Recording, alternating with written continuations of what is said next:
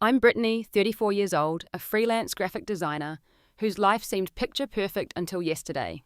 My husband Jason and I built what I thought was a strong marriage over 5 years with his mother Margaret, becoming like my own. That's why I wanted to surprise her with a special birthday gift. But when I walked into her house that afternoon, I overheard a conversation that shattered everything I believed about my marriage and my place in their family. If you're watching this, let me know where you're tuning in from and hit that like and subscribe button to hear the truth about what happens when the two people you trust most are plotting behind your back. Jason and I met at my friend Lisa's gallery opening 6 years ago. I was immediately drawn to his confident smile and the way he seemed genuinely interested in my opinions about the art displays. Unlike other guys who talked over me, Jason listened. He worked for his family's construction business, managing their finances, while I was building my freelance graphic design portfolio after leaving a soul-crushing corporate job.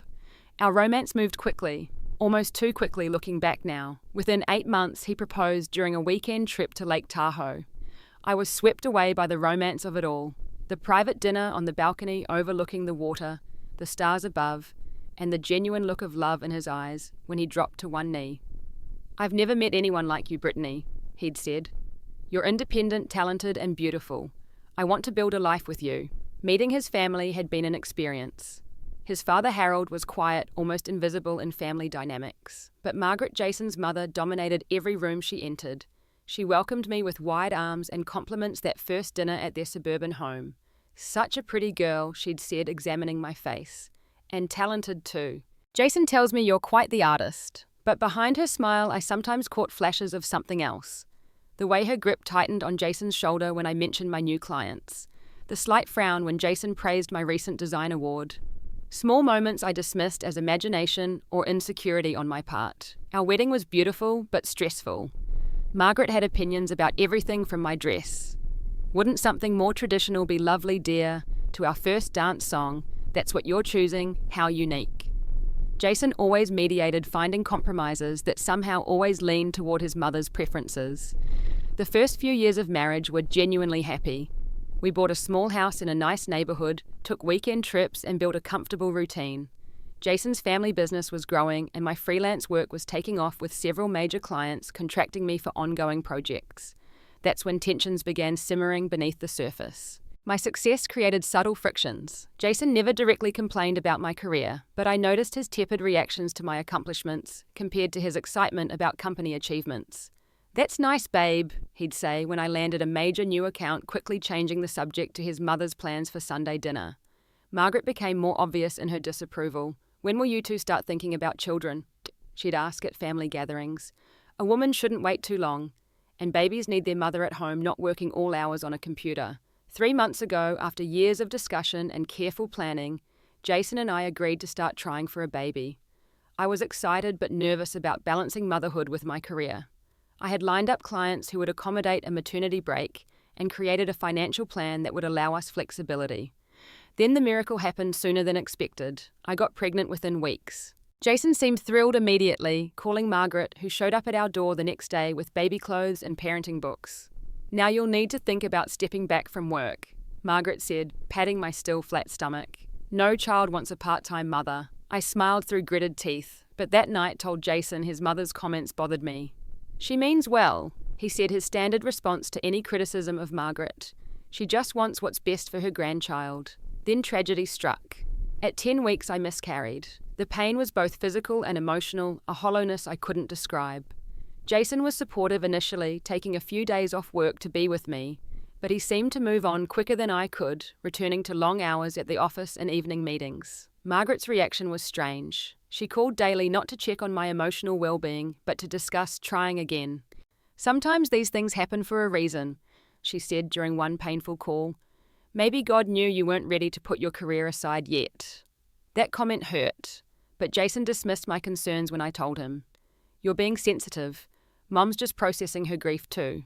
In the weeks following the miscarriage, Jason's behavior changed subtly. He took phone calls in another room, ended conversations, when I walked in, and had unexplained meetings that ran late. My first thought was the terrible cliché, an affair, but my gut told me something else was happening. Last week I found birth control pills in the bathroom trash, pills that looked like mine, but weren't from my prescription. I kept this discovery to myself, confused and concerned. Despite these tensions, I decided to make a peace offering to Margaret for her 65th birthday. I spent hours searching for the perfect gift, finally selecting an expensive cashmere scarf in her favourite blue shade. Maybe rebuilding my relationship with her would help Jason and me find stable ground again. The day before visiting Margaret, I carefully wrapped the gift and wrote a heartfelt card expressing my hope for a closer relationship. I planned my visit for when I thought she'd be alone, wanting some one-on-one time to truly connect. Little did I know how that simple decision would change everything. The morning of Margaret's birthday, I took special care getting ready. I chose a conservative dress I knew she would approve of, navy blue with a modest neckline. I applied light makeup and wore the pearl earrings she had given me for Christmas. Looking in the mirror, I practiced my warmest smile, determined to make this a turning point in our relationship. Today's going to be different, I told my reflection. We're going to find common ground. The drive to their suburban neighbourhood took about 40 minutes. I used the time to rehearse what I'd say, planning to focus on family memories and avoid any mention of work or future babies, topics that seemed to trigger tension. Margaret and Harold's house was a large colonial with perfect landscaping on a quiet cul-de-sac. Jason had grown up there, and family photos still lined the staircase. Jason's school pictures, sports trophies, and graduation portraits dominating the display. As I turned onto their street, my heart skipped when I spotted Jason's black Audi in the driveway. He hadn't mentioned visiting his parents today. In fact, he'd told me he had important client meetings until evening. A flicker of unease passed through me, but I pushed it aside. Perhaps he'd planned a surprise birthday lunch for his mother and hadn't wanted to spoil it by telling me. I parked along the street rather than pulling in behind his car, not wanting to block him if he needed to leave for his afternoon appointments. The birthday gift sat on the passenger seat, beautifully wrapped in silver paper with a blue ribbon. I took a deep breath, grabbed the package, and headed toward the front door. Years ago, Margaret had given us a spare key for emergencies. I rarely used it, preferring to respect their privacy by knocking. Today, however, a spontaneous thought struck me. I could surprise them both. If they were planning something for Margaret's birthday, I could join in rather than interrupting. The key turned silently in the lock. I stepped into the foyer, immediately noticing two things. The house was unusually quiet for having visitors, and there was a hushed conversation happening behind the closed door of Harold's study. I recognized Jason's voice first, then Margaret's responding in a tone more serious than celebratory. There was no sound of gift wrapping or birthday preparations. My smile faltered as I stood frozen in the entryway, the wrapped package suddenly feeling heavy in my hands. She doesn't suspect anything. I heard Jason say, his voice uncharacteristically tense. My body reacted before my mind could process. Heart-racing palms suddenly damp against the silver wrapping paper. Who was he talking about? Who didn't suspect what I should have announced my presence? I should have knocked on the study door or called out a greeting. Later, I would wonder how differently things might have turned out if I had. But in that moment, some instinct kept me silent, moving closer to the partly open study door. The house I'd visited countless times suddenly felt foreign. I noticed details I'd overlooked before, how the family photos rarely included Harold, how there were no pictures of Jason's childhood that didn't feature Margaret prominently, how my wedding photo was smaller than the others and partially obscured by a vase. Through the crack in the door, I could see Margaret sitting in Harold's leather chair, phone on speaker between them. Jason paced near the window, running his hands through his hair the way he did when stressed. "The fertility specialist appointment is next week," Jason was saying. "I told her it's just routine following the miscarriage." "Good," Margaret replied, her voice colder than I'd ever heard. "But you need to be more careful. If she finds those pills again, she'll put it together." My blood turned to ice. Pills. The birth control I'd found discarded. Had Jason been tampering with my medication? I stood motionless, barely breathing, my mind racing to make sense of what I was hearing. I knew I should walk away, confront them properly, or leave entirely. But my feet felt rooted to the floor, my body unable to move as their conversation continued. The gift slipped slightly in my sweating hands, and I tightened my grip, terrified they would hear me. Part of me wanted to be discovered, to force an explanation right then. But a stronger instinct told me to listen, to finally understand what had been happening behind my back.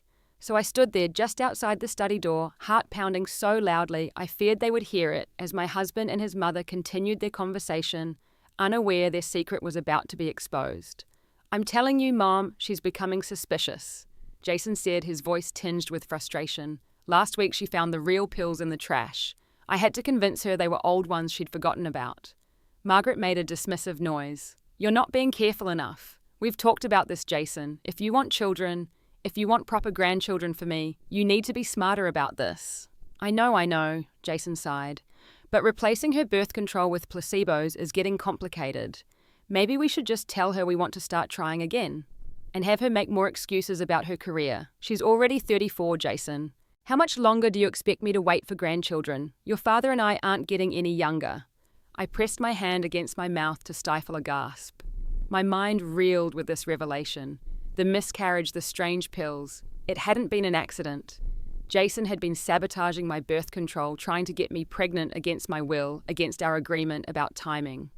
She's been talking about that design convention in Chicago again, Jason continued. 3 weeks away from home for what, to draw pictures on a computer. What kind of wife puts her little hobby before family? My career, my award-winning graphic design business that contributed significantly to our household income, was a hobby to him. I told you from the beginning she wasn't right, Margaret said, her voice dropping to a near whisper that I strained to hear. Too independent, too focused on herself, not the kind of woman who puts family first like a proper wife should. She's not that bad, Mum. Understand. Jason's weak defense only made the knife twist deeper. Not that bad. Look at how she handled the miscarriage. More concerned about getting back to work than mourning properly.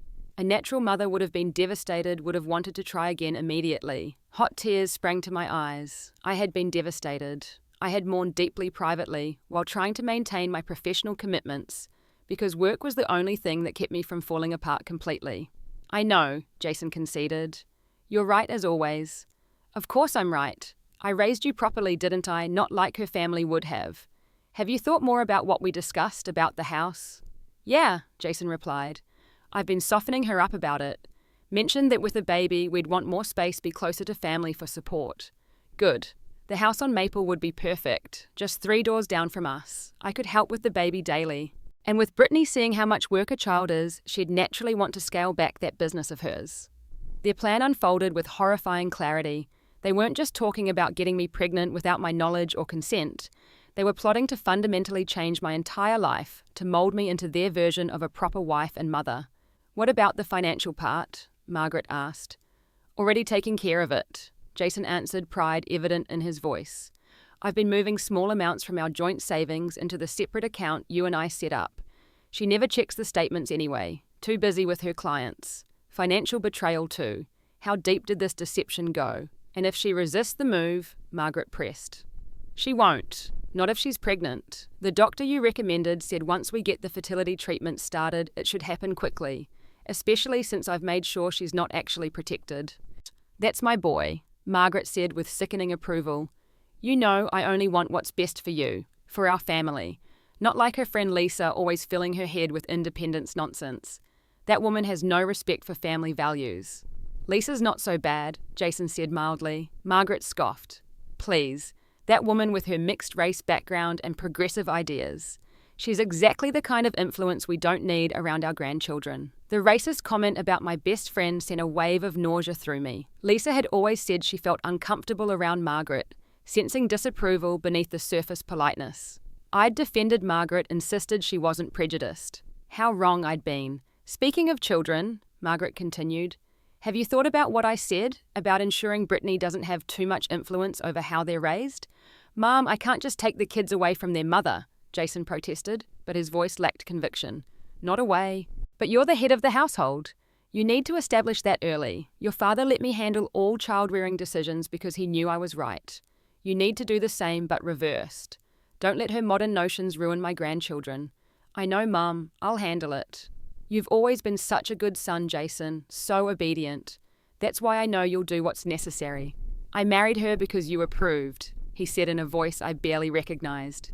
You said she had good genes, would give us beautiful children, that with the right guidance, she could be molded into a proper wife. My knees nearly buckled. Our entire relationship had been built on a foundation of manipulation and lies. I was nothing more than a broodmare, to them selected for good genes, and my potential to be molded into their twisted idea of womanhood. And she can be, Margaret assured him. Once she's pregnant again, once you're living closer to us, once she understands her place. We'll help her see what really matters, not drawing pictures for strangers, but raising your children, my grandchildren. "You're right, Mom, you always are. That's because I want what's best for this family. Now about her birthday next month. I think that's the perfect time to announce your plans to start trying for a baby again. We'll all be together, she won't make a scene." The gift box slipped from my trembling hands, landing with a soft thud against the hardwood floor. I froze, terrified they'd heard, but their conversation continued uninterrupted. Bending slowly, I retrieved the package, backing away from the study door on unsteady legs. Somehow, I managed to make it outside without being discovered. In my car, the full weight of what I'd heard crashed over me like a tsunami, leaving me gasping for breath between silent sobs. My entire marriage had been a carefully constructed lie. My husband and his mother had been conspiring against me from the beginning, manipulating every aspect of my life toward their vision of what I should be, and I had never suspected a thing. I don't remember driving away from Margaret's house. One moment I was sitting in my parked car, struggling to breathe, and the next I was on the highway, tears blurring my vision, hands gripping the steering wheel so tightly my knuckles had turned white.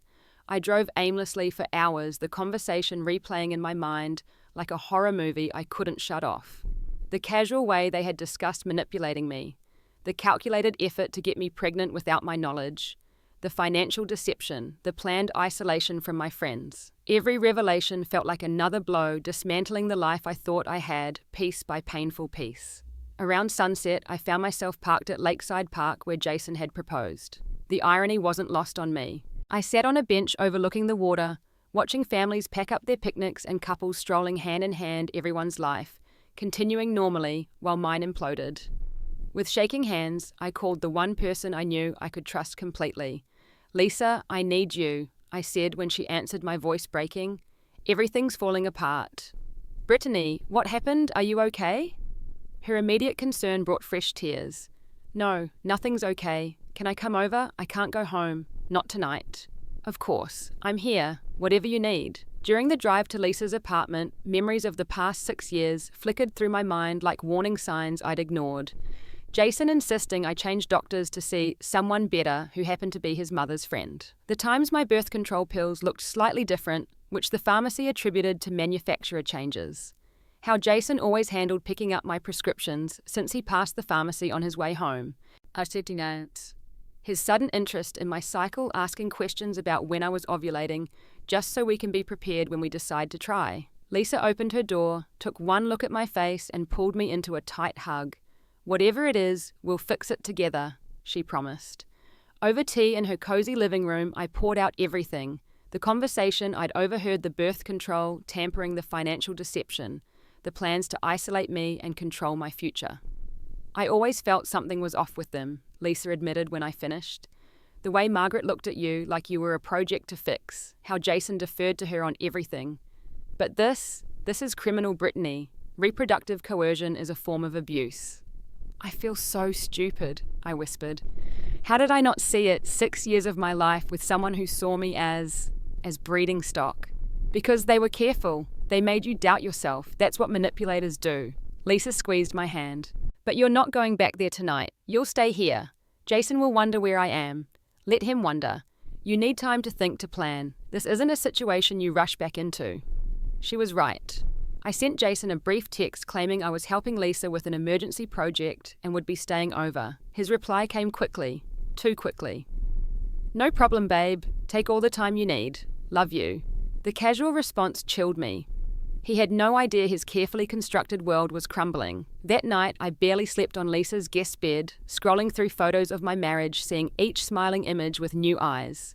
The Christmas where Margaret gave Jason an expensive watch but me a generic scarf. The vacation where Jason insisted we cut our time short because his mother wasn't feeling well, only for us to find her perfectly fine, hosting a neighborhood barbecue. The countless times he'd taken calls from her in another room, returning with suggestions about our life that I now recognized as direct instructions. By morning, shock had hardened into something else, determination mixed with cold fury. I wasn't going to confront them immediately. That would only trigger more manipulation, more gaslighting. Instead, I would plan, gather evidence, and prepare to reclaim my life. After a quick breakfast, I researched reproductive coercion and financial abuse in marriage, finding resources and stories disturbingly similar to mine. I learned about gaslighting, about the importance of documenting evidence, about protecting myself legally and financially. Lisa connected me with a friend who worked as a counselor, specializing in relationship trauma. "Call Dr. Taylor," she insisted. "You need professional support to process this." I made the appointment for later that week, then called my regular doctor to schedule an emergency visit. I needed to know if there were any lasting effects from whatever Jason had been giving me instead of birth control. The hardest call was to my bank. I verified that significant sums had indeed been transferred from our joint savings to an account I had no access to. The amounts were always just below the threshold that would trigger automatic notifications. Further proof of Jason's careful planning. "What do I do now?" I asked Lisa that afternoon. "Do I confront him, leave pretend everything's normal while I figure things out? Whatever keeps you safest," she advised, "but document everything first. And don't let him know what you know until you're ready to act." That night, I returned home with a plan forming.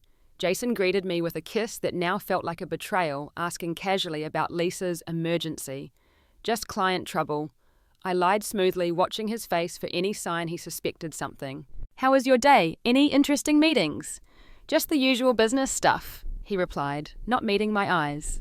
"Mom says hi. I stopped by to help Dad with some yard work." The casual lie confirmed everything. There was no hesitation, no tell. He'd been lying to me so long it came naturally. "That's nice," I said, matching his casual tone while my insides twisted.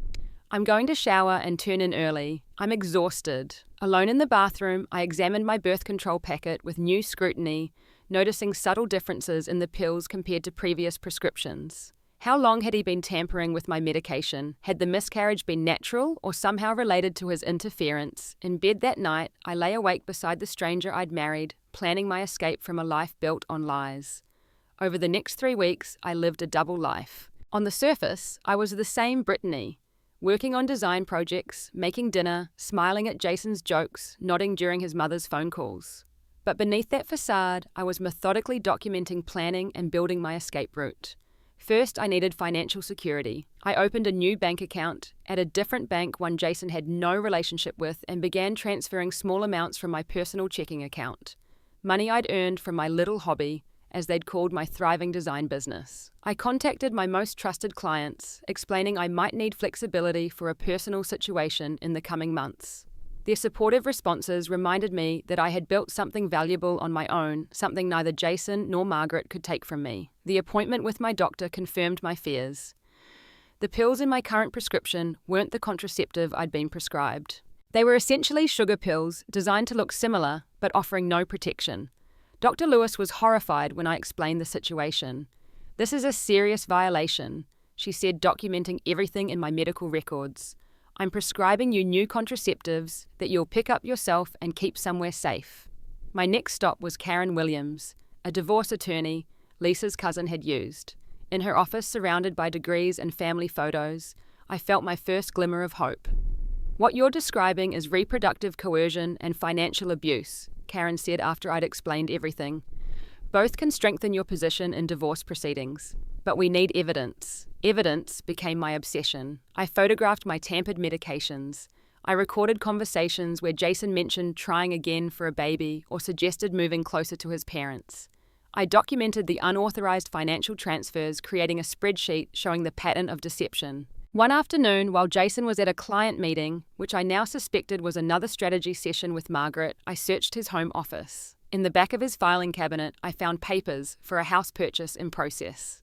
The house on Maple Street, his mother had mentioned just 3 doors down from them. He'd already put a deposit down using money from our joint savings without a single word to me about it. I photographed everything before carefully returning it exactly as I'd found it. My appointment with Dr. Taylor, the therapist Lisa recommended, became a lifeline.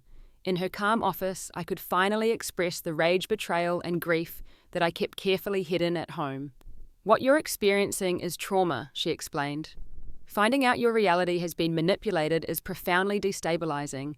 Give yourself permission to feel everything: the anger, the sadness, the loss." She also connected me with a support group for women leaving controlling relationships. Listening to other women's stories in the church basement each Tuesday evening while Jason thought I was at a design workshop helped me understand the patterns of control I'd been subjected to and strengthened my resolve. Lisa remained my constant ally, offering her guest room whenever I needed space and helping me research my options. One evening, she made a suggestion that changed everything. Remember Allison from college? She runs that design firm in Denver now. I mentioned your situation, and she has a position opening next month, if you're interested. Denver, far from Jason, Margaret, and their manipulation. A fresh start with a ready-made job in a city I'd always loved. The possibility lit something inside me that had been extinguished for too long. Hope. I called Allison the next day, and by the end of the conversation, I had a job offer contingent on a portfolio review, which she assured me was just a formality given my reputation. We'd love to have someone with your talent, she said warmly. The position starts in 6 weeks if that works for your timeline. It was perfect. Enough time to finalize my plans, but with a concrete endpoint to work toward. As my evidence collection grew, I became bolder in my investigations. When Jason left his phone unlocked one morning, I discovered dozens of text exchanges with Margaret, discussing their plans for me. Don't worry about her career concerns. Once there's a baby, maternal instinct will take over. Margaret. Had another talk about moving closer to you. Planted the seed about needing family support with a child. Jason. The fertility specialist called. Your appointment is confirmed for Thursday. Remember to tell her it's just a follow-up about the miscarriage. Margaret. Each discovery should have hurt, but instead, they fueled my determination. The woman they had tried to mold and control was gone. In her place was someone stronger, someone who wouldn't be manipulated any longer. The final piece came when I gained access to the joint account statements. Jason thought I never checked. The paper trail of transfers to his secret account with Margaret was irrefutable evidence of financial deception, all carefully documented by bank timestamps and confirmation numbers. Karen reviewed my evidence with approval. This is exactly what we need. You've built a solid case for divorce on grounds of fraud and misconduct. When you're ready to file, we'll be well prepared. 4 weeks after overhearing that devastating conversation in Margaret's house, I was ready.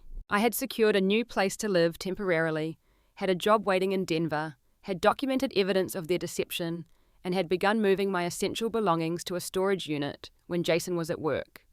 All that remained was the confrontation, the moment when I would reclaim my narrative and my future from those who had tried to control both. Are you sure you want to confront them together?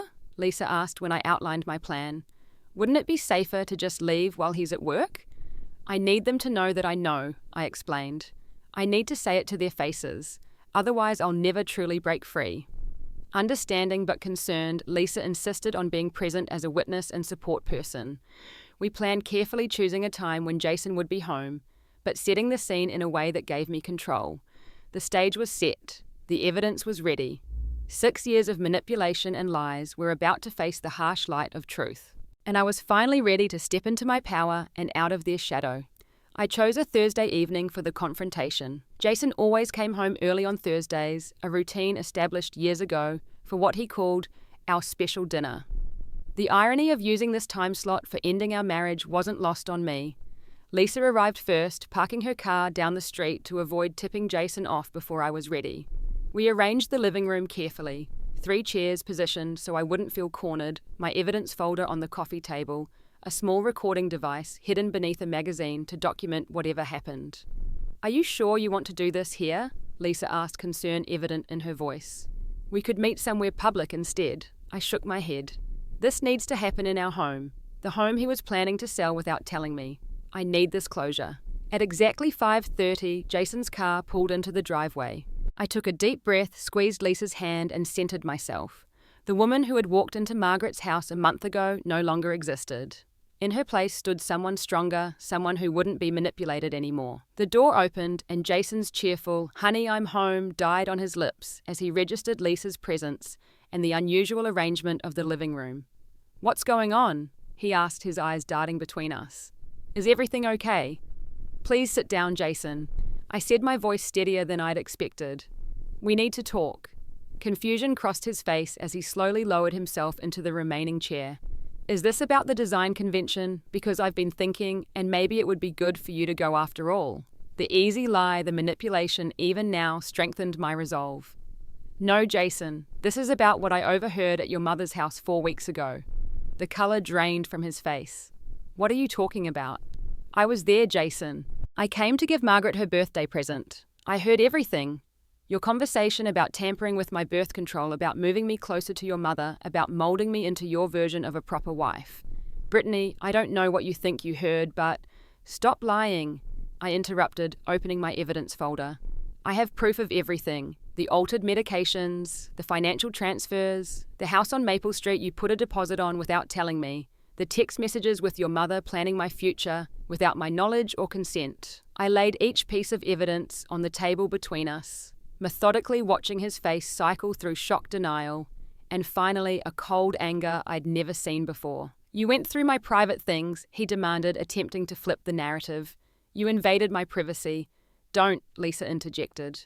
Don't you dare try to make her the villain in this story. Before Jason could respond, the doorbell rang. All three of us froze, but I wasn't entirely surprised when I opened the door to find Margaret standing there, her usual forced smile firmly in place. I was just in the neighborhood and thought I'd stop by to discuss Sunday dinner. She began, then stopped abruptly as she registered the tension radiating from the living room. Perfect timing, Margaret, I said, stepping aside to reveal the evidence spread across the coffee table. We were just discussing your plans for my life. Please join us. Her eyes widened momentarily before her composed mask returned. She stepped inside immediately, moving to stand behind Jason's chair, her hand on his shoulder in that possessive gesture I'd seen countless times before. I don't know what's going on here, but I was at your house on your birthday, I stated flatly. I overheard everything. Your plan to get me pregnant against my will. Your scheme to move me away from my support system. Your intention to control my life and any children we might have. Margaret's face hardened. You were spying on us. How dare you? How dare I? My laugh held no humor. How dare you plot to violate my bodily autonomy? How dare you encourage your son to commit reproductive coercion, which, by the way, is a form of domestic abuse. We were only doing what was best for everyone, Margaret insisted. For the family, something you've never understood. Your version of best meant lying to me, manipulating me, and treating me like an incubator, rather than a human being with agency and dreams of my own. Jason stood suddenly, his chair scraping against the hardwood floor.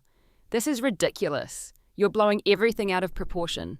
We were just talking about starting a family, about being closer to supportive relatives. By replacing my birth control with placebos, I challenged, holding up the medical report confirming the tampering. By planning a house purchase without my knowledge, by setting up secret bank accounts.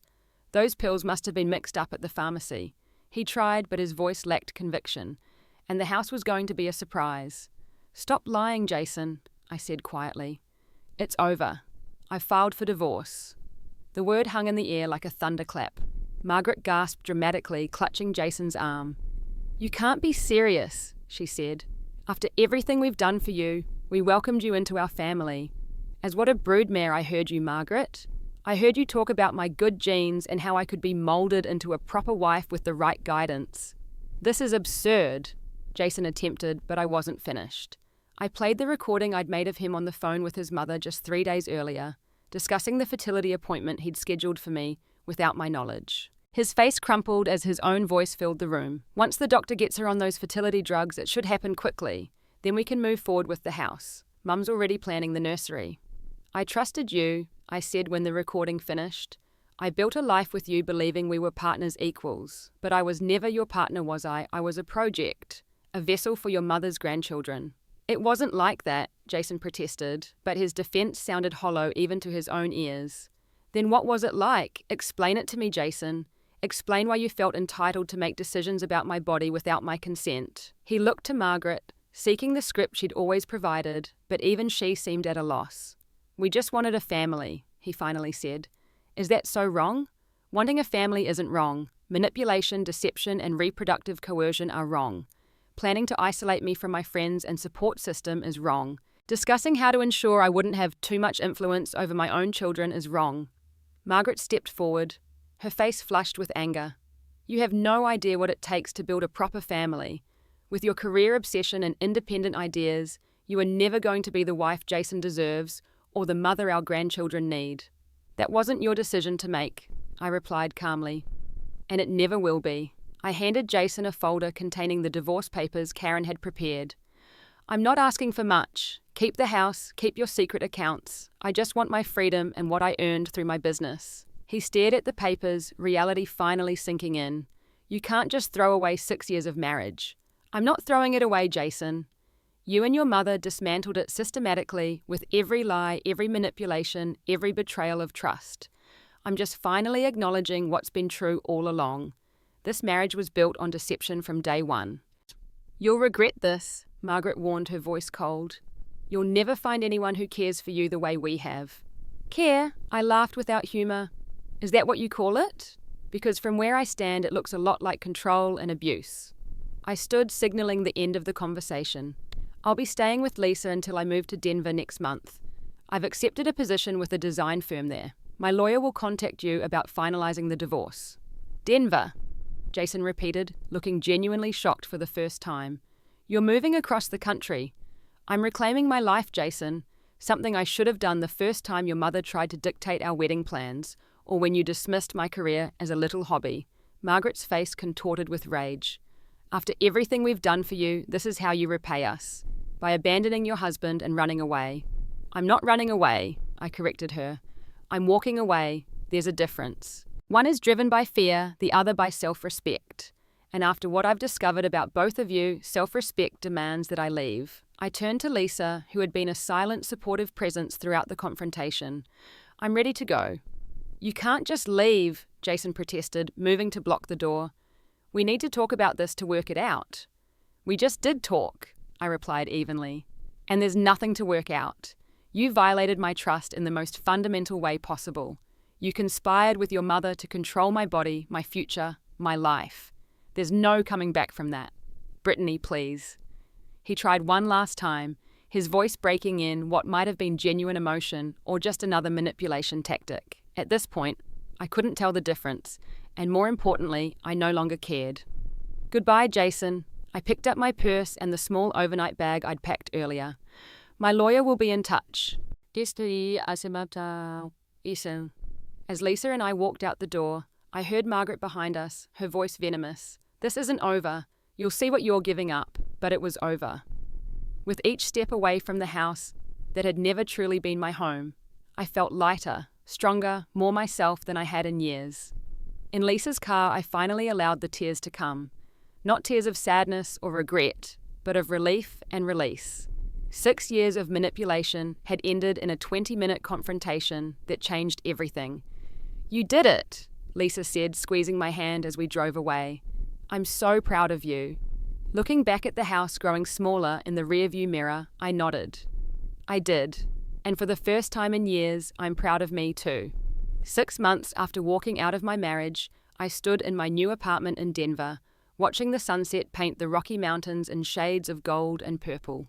The view from my balcony still took my breath away, a daily reminder of how far I'd come and the new life I was building. The transition hadn't been easy.